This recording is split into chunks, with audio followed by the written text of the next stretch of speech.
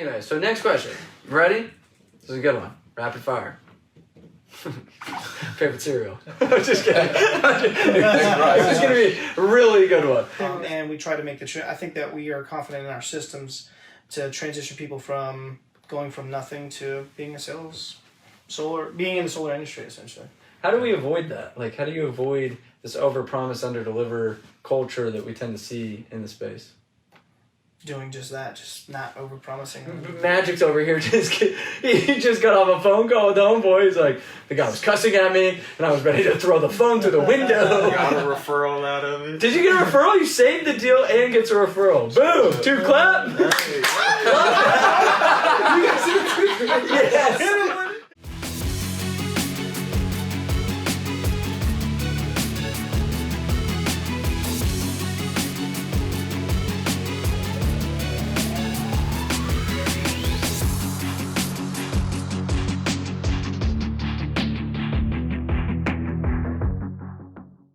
Okay, so let's talk about just simple like systems. So we, obviously welcome to the mastermind. You guys joined the circle. You came to our business boot camp. We just jammed for literally 8 hours, melting our heads against process. What have you guys found to be successful systems in your guys' business that have helped you organize and scale? You guys run a successful solar installer. You run a successful solar sales company out here in Texas. Like what systems have you guys implemented that has helped you so far? Such as just anything. It could be an install system. It could be a money system. It could be a. I think that one of the systems that we have is just when people come in, they're just going to get what we say they're going to get. I think that's a big problem in the industry. It's not necessarily a system. It's just fulfilling what you say you're going to do. A lot of installers say they're going to do X, Y, Z. A lot of sales companies promise X, Y, Z. And when you come in, you kind of get what you get. I think that we make it smooth to transition from coming in from your day one to transitioning over to being a top sales rep. And we try to make I think that we are confident in our systems to transition people from going from nothing to being being in the solar industry, essentially. Yeah. Yeah.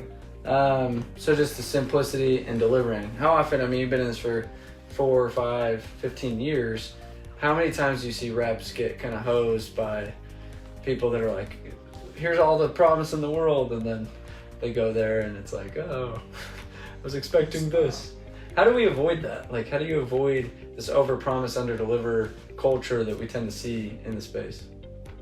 Doing just that, just not over-promising and under-delivering. Do you feel like you lose?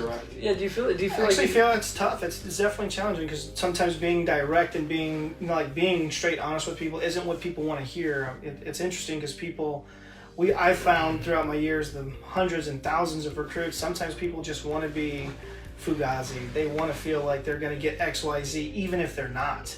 And we have found that when we are and it's been that fine line. We get people that come in, we're very clear cut with the expectation of what they're doing, and sometimes that bites us in the butt. They literally leave us to go and make more money to find out afterwards it wasn't anything more than they're already getting, So I think that it all comes back down to your culture and why people stay with the company. It's just having that unified culture and the reason outside of money on why someone wants to be with the company that they're with. Cool. So I like that.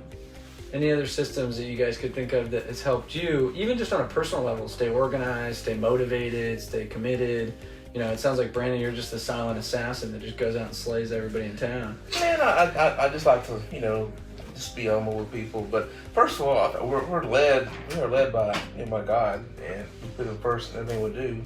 And our culture is around that. Our reps know that, and we're mentors to them and through that phase. It's not, and the flashiness is kind of, we're not flashy, but we're true to who we are, and our reps see that, and they confide in us, and they trust us.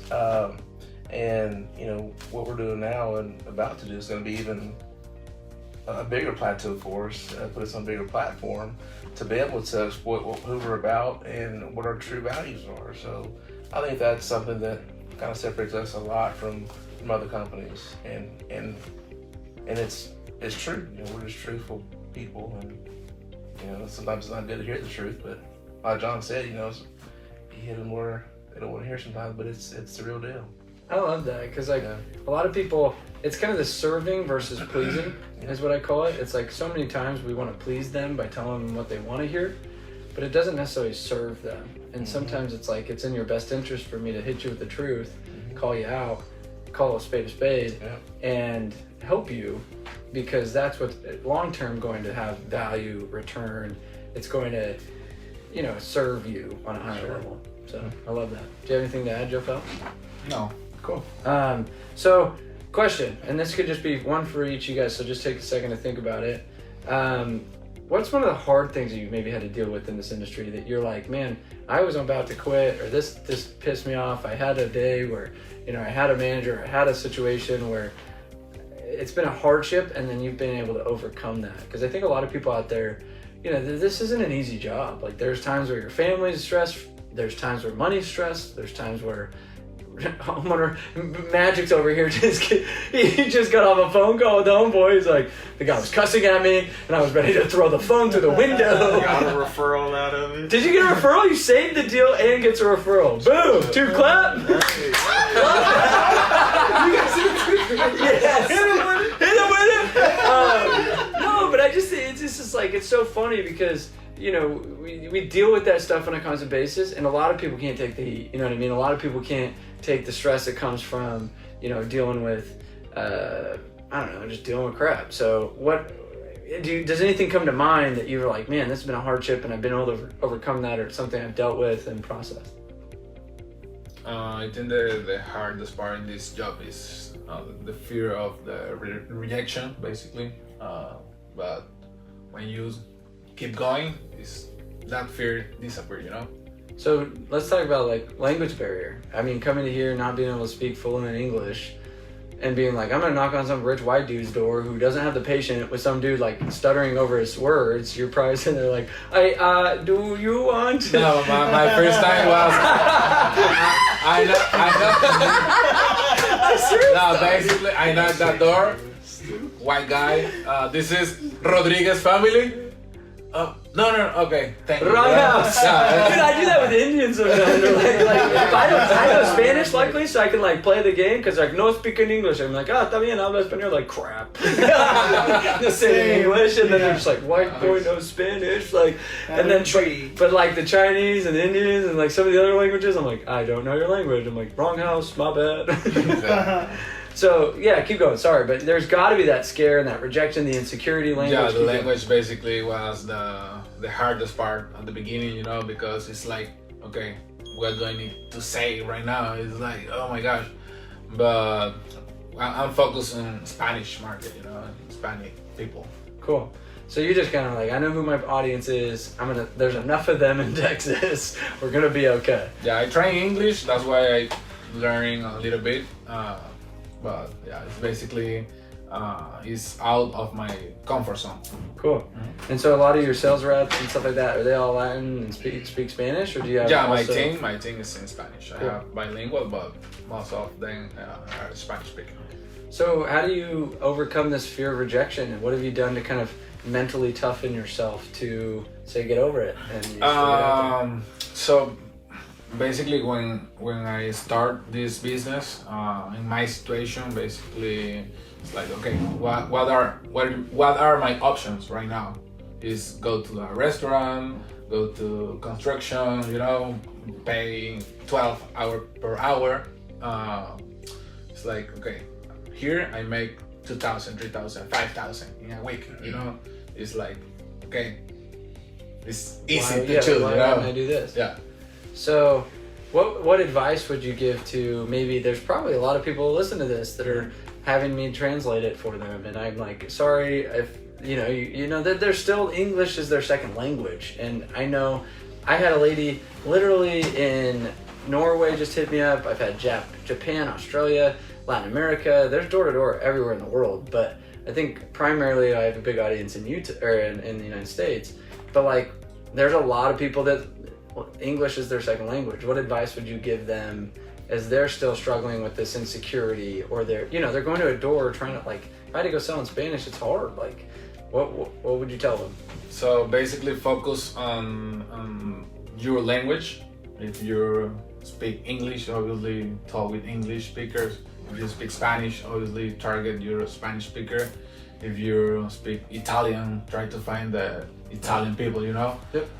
Then you learn the English. Cool. I like that. Yeah. And it's a win-win. You learn a language, you make money, you grow, you know. And people are patient with you, I'm assuming. There's probably been people that you've sold in English that they're just like, hey, good job. Like, I get what you're saying. It's value. You're still able to sell it, but still kind of a little bit of a broken English, and you're learning. Or like, Yeah. if I don't push myself and challenge myself, I'm never going to get anywhere. And I think that is with anything with life. It's like, some of us are like, I'm not a swimmer, so I'm never going to swim. It's like, no, you just haven't learned how to swim. It's not that you aren't a swimmer. It's just you haven't chosen to swim or fight or bike or a language or math or whatever, writing. It doesn't matter. So Yeah. it's awesome. What about you two? Anything hard that you've like had to really deal with that has been just a challenge in life or in this job that you've had to overcome?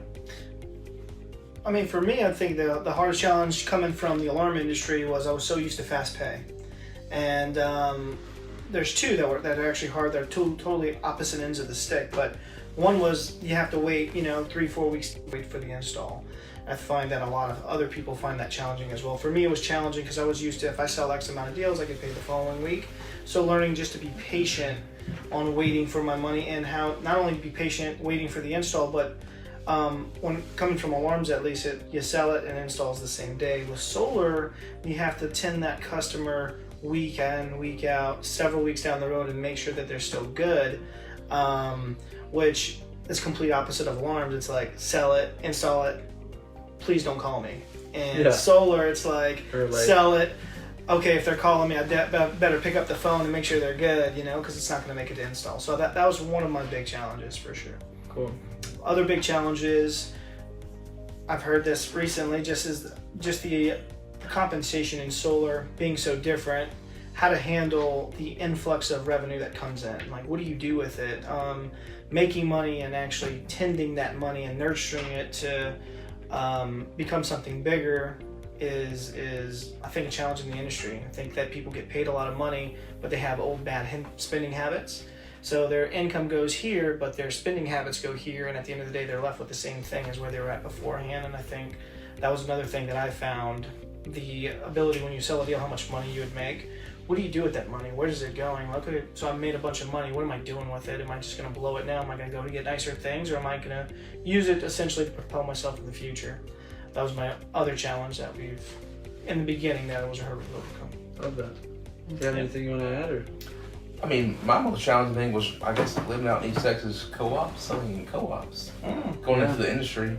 I sold a lot of volume, when I first started doing this, and not knowing what I was really, I was just selling and going to the next deal, We had another fulfillment department doing our installs, handling all the back end work, and so I sold like 25 one month or so of all just looking at these co-ops, and I thought they were in good shape. And you had to go back to them, and you're like, oh man.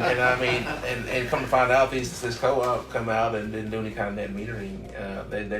They just kind of quit it, and so I had a lot of upset customers that I had I didn't do nothing intentionally to them customers. It's just an ignorance is bliss, baby. Let's go. The customers definitely did not feel that way. I didn't know any better. So that was one of the main things that hurdling getting over. And so now I'm very aware of how to deal with co-ops and educated on that. So I like selling them, And I'm gonna say something. Everyone listening, watching this, and please share this for this moment in time. My girlfriend was out there selling last week, and same thing. She thought that there was a payback, and she's going to do a 200% offset. Yeah. She's selling people that are making $30,000 a year at 16 kilowatt system, and I'm over here like, whoa! Like, you explain to them the tax credit, right? Like, you explain to them that they don't get paid. Like, why a 200? Well, because they're going to get written a check. And I was like, oh my gosh.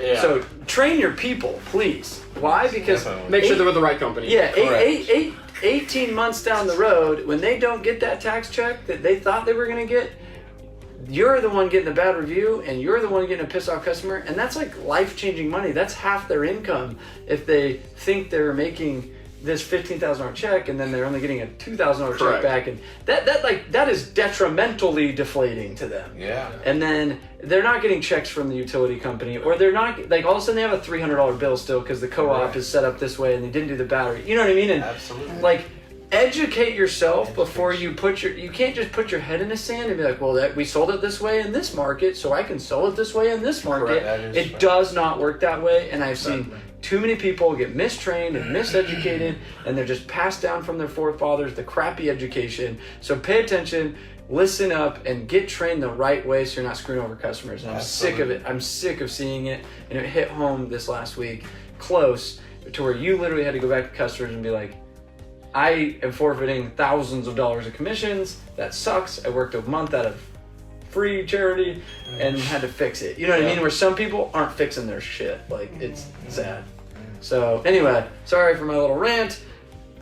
Get good training. That's why I have DDU is we uniform. Here's how to train on tax credits, but we don't have every little co-op in Correct. DDU. We don't have Correct. every little net metering program. Like, yeah. you've got to go down into the nitty gritty and spend some time on deregulated in Dallas. Is different than selling in Utah, which is different than selling in San Diego. And give a good install partner too. That Yeah, makes so a big they can help difference. You know, it makes a big difference. Sure does. Sorry, I didn't mean to like rant for 5 seconds, but